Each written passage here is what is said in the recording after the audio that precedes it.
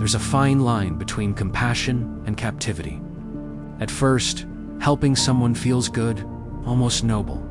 You step in because they're struggling, because you care, because you believe in their potential.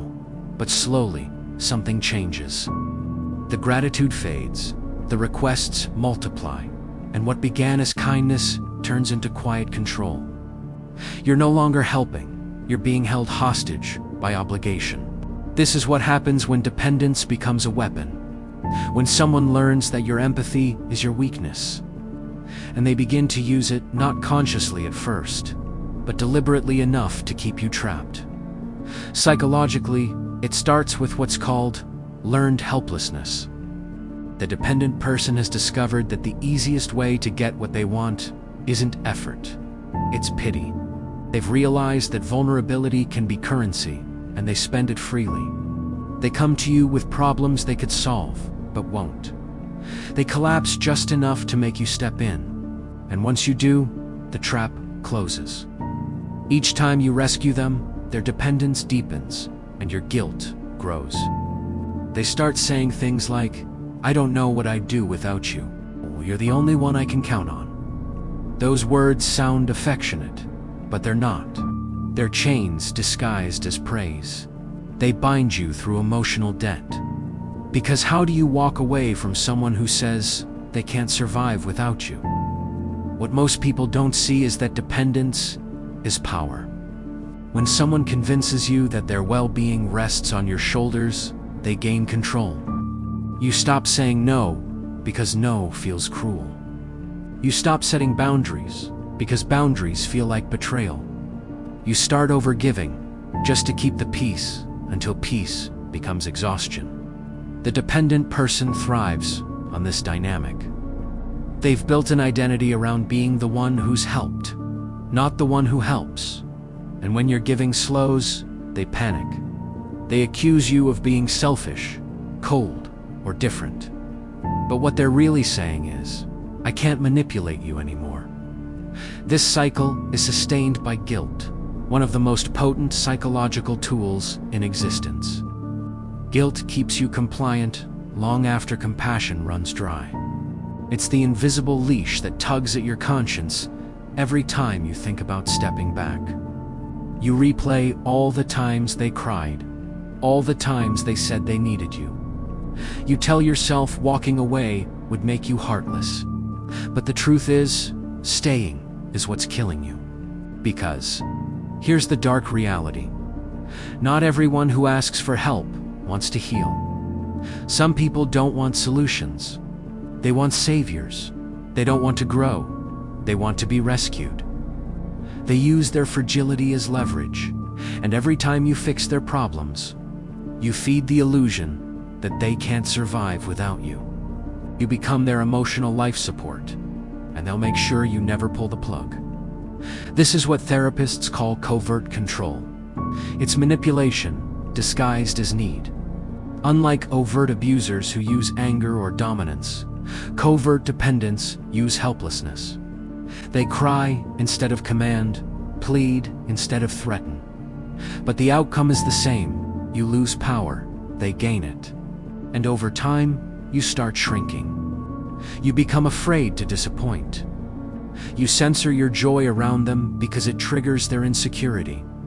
You downplay your success because it makes them feel small. You start apologizing for things that aren't your fault. And before you realize it, your life begins to orbit theirs.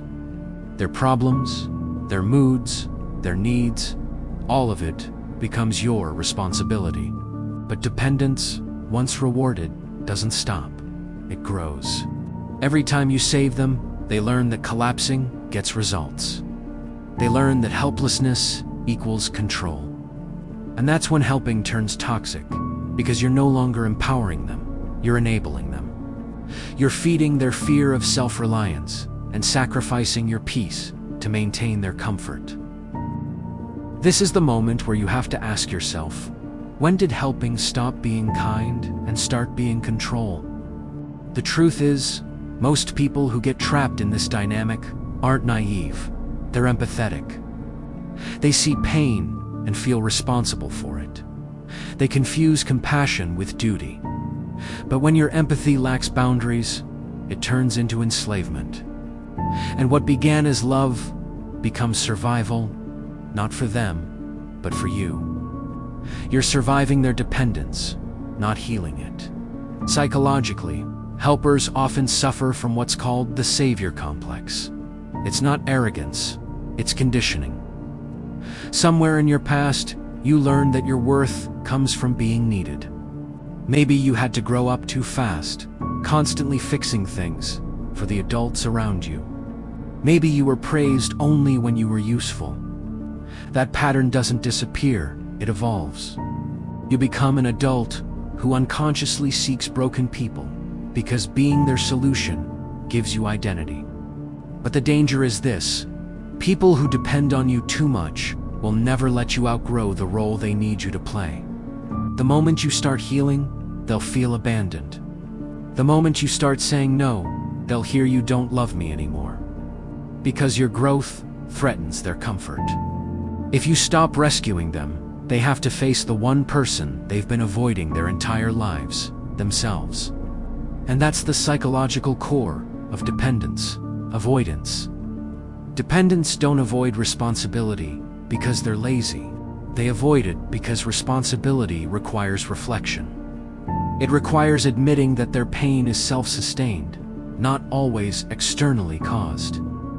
That's a terrifying realization for someone who's built their identity around helplessness. So instead, they externalize blame and internalize need.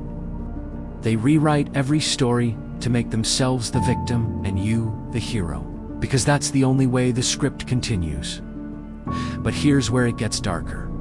Over time, this emotional exchange becomes transactional. They start testing you. How far will you go? How much will you give? What can they take before you finally stop? It's not about help anymore. It's about power. They've learned that dependency can control even the strongest people if it's dressed in weakness.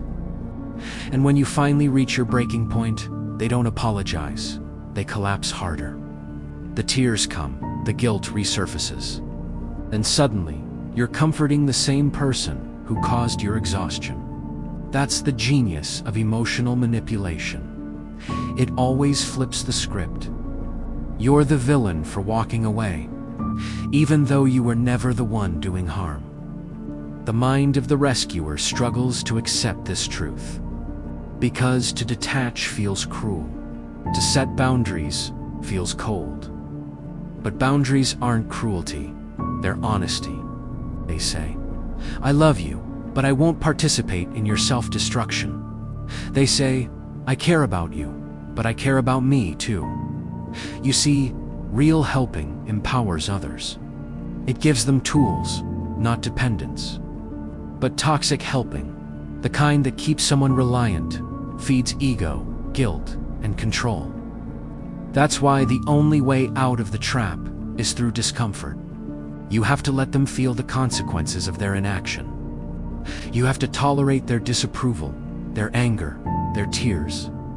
Because growth never comes from comfort, and neither does freedom. When you stop rescuing people, something incredible happens. The ones who truly want to grow will rise. The ones who only wanted control will leave. Either way, you win, peace.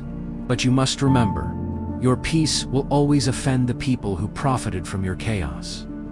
And that's the hardest truth, for the helper to accept, that your kindness will be called cruelty when it no longer serves others. You'll be accused of changing, of being heartless, of abandoning them. But what they're really saying is, I can't use you anymore. The moment you stop overgiving, you begin reclaiming your power. You start realizing that your role isn't to carry others, it's to lead by example. To show that healing is possible, but it's personal. You can inspire, but you can't save. You can support, but you can't substitute someone's self-work in time. You'll see it clearly. The trap was never the helping. It was the belief that your love could replace someone else's accountability. The truth is, love cannot heal what denial refuses to face. So the next time someone says, "I need you," ask yourself, do they need guidance or do they need control? Do they want help or do they want a host? Because when helping becomes a trap, it's not love you're giving, it's permission. Permission for someone to stay small while they use your strength to feel stable. But the moment you stop feeding the trap, you break it. You'll watch as the people who were never really helpless suddenly find their strength. You'll see how fast they adapt when you stop cushioning their falls. And you'll finally understand that true compassion isn't about keeping people comfortable. It's about giving them the chance to stand. Because real love doesn't create dependence, it creates freedom. And if someone's version of love keeps you drained, obligated, and afraid to say no, it's not love, it's control, disguised as need. So stop mistaking their weakness for honesty, and your exhaustion for kindness. You were never put here to save everyone, only to stop sacrificing yourself to those who refuse to save themselves. When helping becomes a trap, escape isn't betrayal, it's awakening.